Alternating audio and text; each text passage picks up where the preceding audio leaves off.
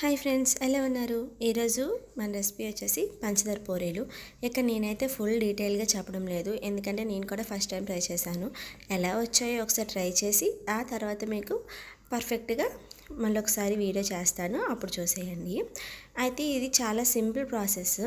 And మనం మామూలుగా పూరీలు కలుపుకుంటాం కదా, అలాగే పిండి కలిపేసుకొని పూరీలా పామేసుకొని నూనెలో వేయించేసుకుంటే సరిపోతుంది.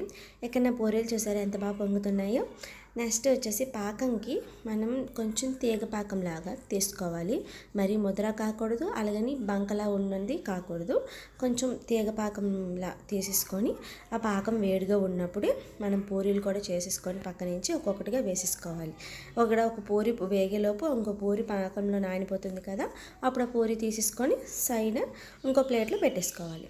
చాలా సింపుల్. నా కూతురు కూడా ఈ పూరీలు అయితే బాగా నచ్చాయి. అసలే పూరి ఫేవరెట్, అందులో పంచదార పూరి కదా, ఇంకా ఇష్టంగా తినేసింది. పూరి అమ్మ అని అనుకొని. టేస్ట్ చాలా బాగుంది, మీరు కూడా ట్రై చేయండి. అనుకుంటాం కానీ పెద్ద ప్రాసెస్ ఏం కాదండి. మనం నార్మల్గా చేసుకున్నట్టే పూరీలు చేసేసుకొని పాకం పట్టుకుంటే సరిపోతుంది. మీరు ట్రై చేస్తే చేయండి, ఎలా వచ్చిందో నాకు కామెంట్ చేయండి. టేస్ట్ మాత్రం చాలా బాగుంది. వీడియో నచ్చితే please like, share, subscribe. Thanks for watching.